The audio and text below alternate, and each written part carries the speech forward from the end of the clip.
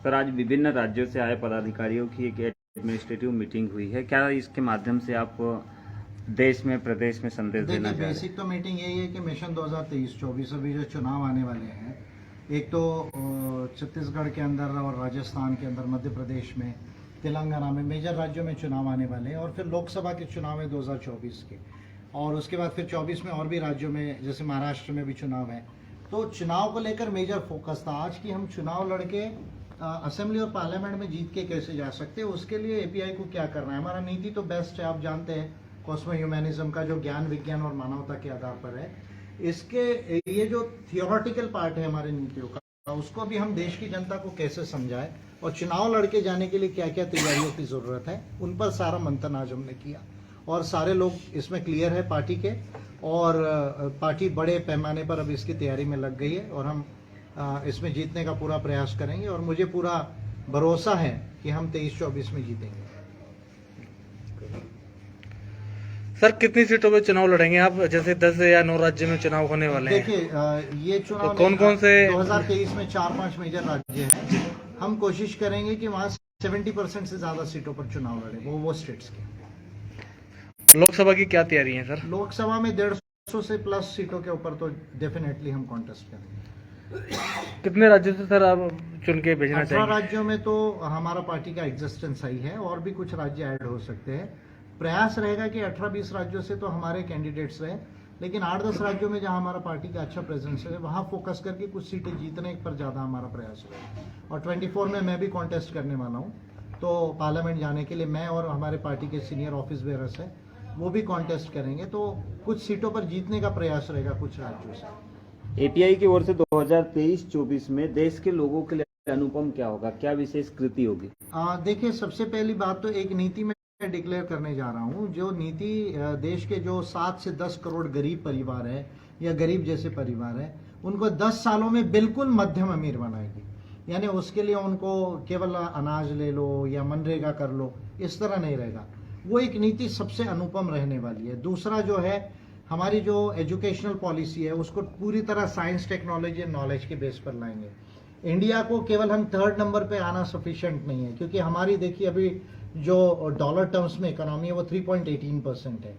China की dollar terms में economy 70 trillion dollars है।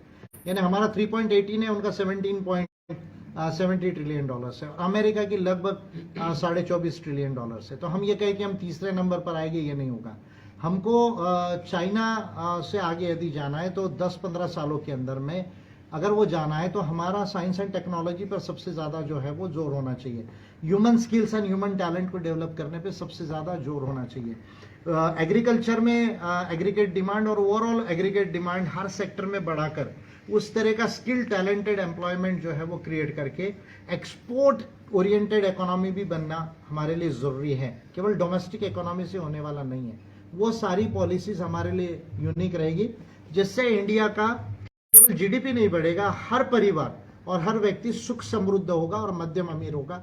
इस पर हमारा फोकस है। और जो हमारा कल्चरल नेम था इंडिया का, भारत से पहले गोंडवाना था, तो वो कल्चरल जो हमारा सबसे अच्छा मानवता और प्रकृति का जी सभ्यता थी, तो भारत को वो गौरवान्वित करने वाला कल्चर हम यहाँ पर बनाएंगे और इंडिया को ग्रेट गोंडवाना बनाएंगे। ये मेजर फोकस है।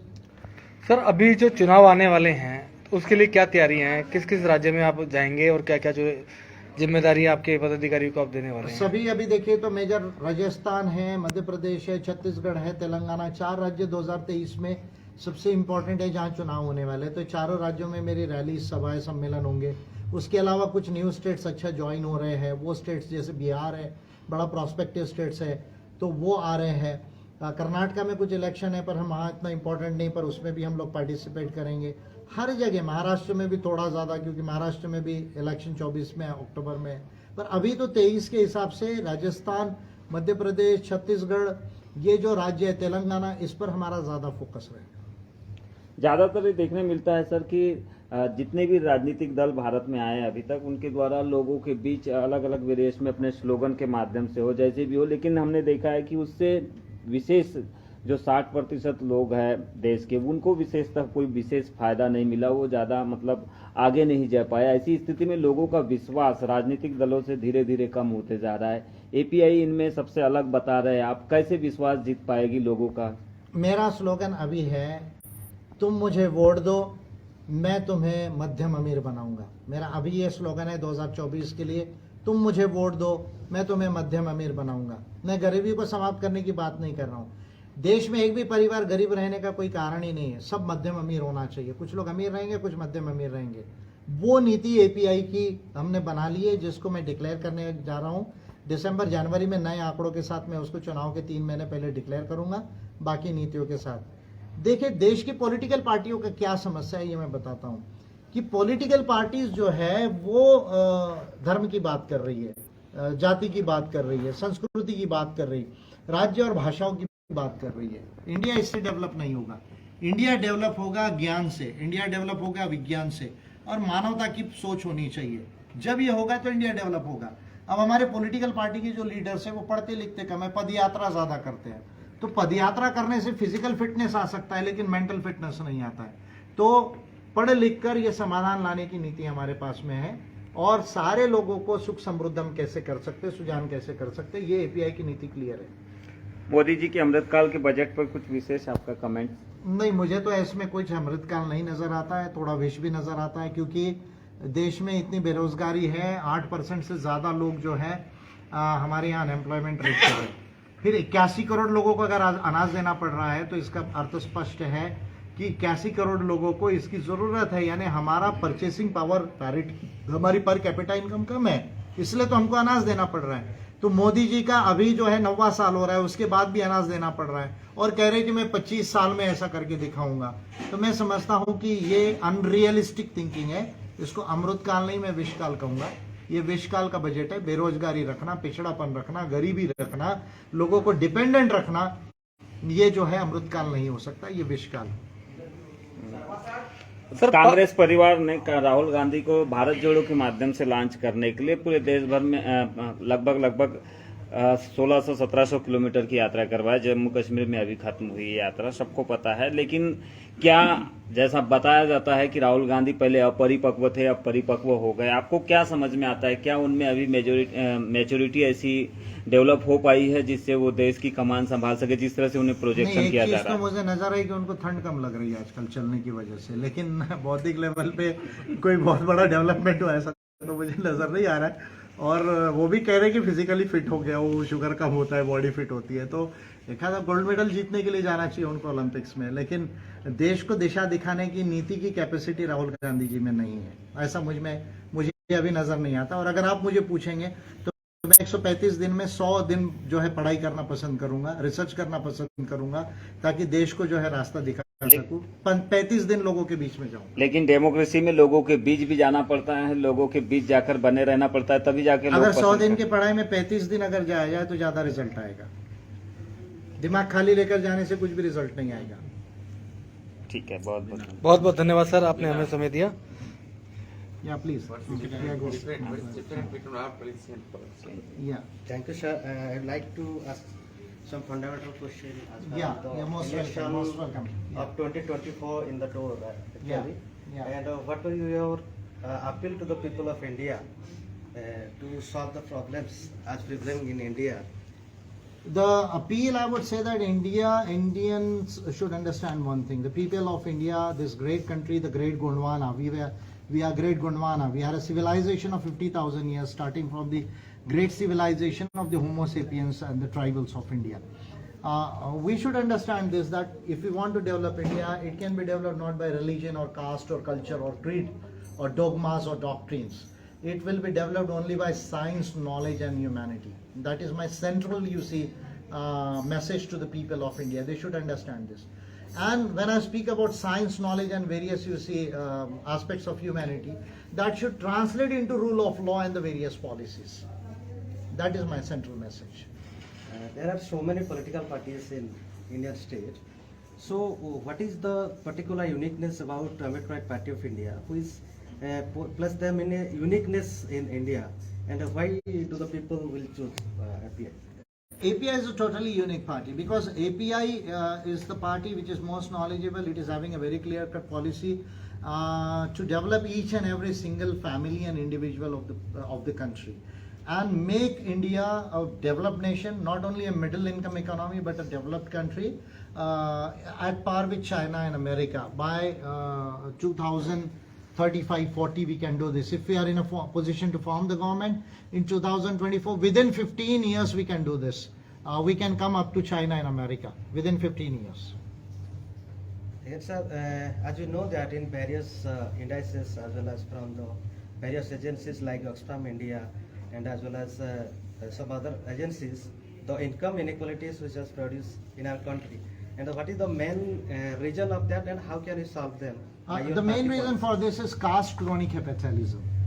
There is a caste crony capitalism in India, and you see, as you know, that Oxfam and Credit Suisse and many other agencies are also reporting that there is a income and wealth inequality in India, with concentrated heavily with 1% of the population of India.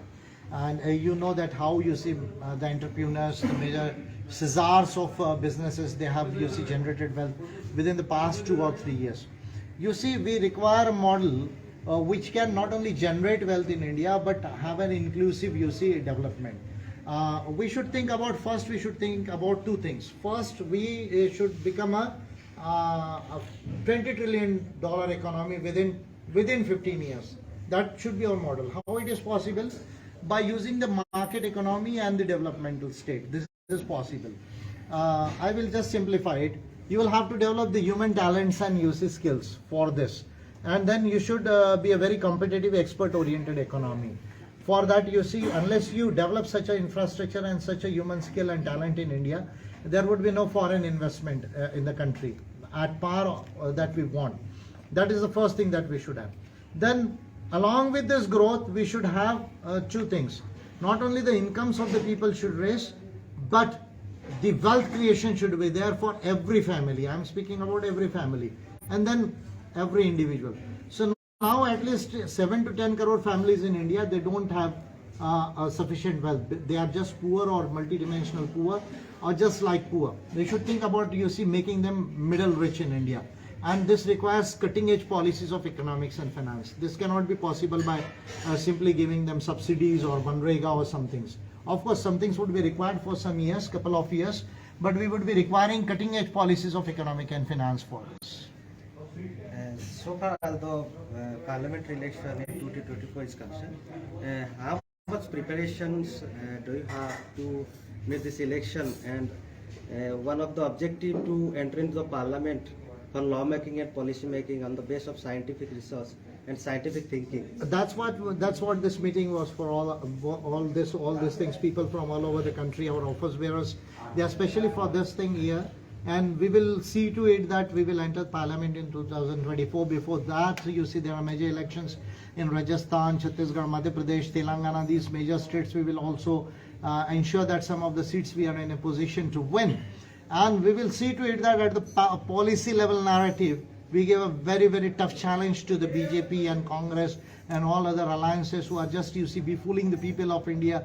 Those parties who are not having any vision, they are only speaking about religion, caste, culture and credos and doctrines and dogmas and communalism and all those things. We will teach not only them but the people of India that what should be the right policies for making India a totally developed country at par with China and America. For that only we have met here today. Thank you. Thanks a lot. Thanks a lot. Thank you. आप देख रहे थे crowd news, मैं हूं सुनील नेपाल।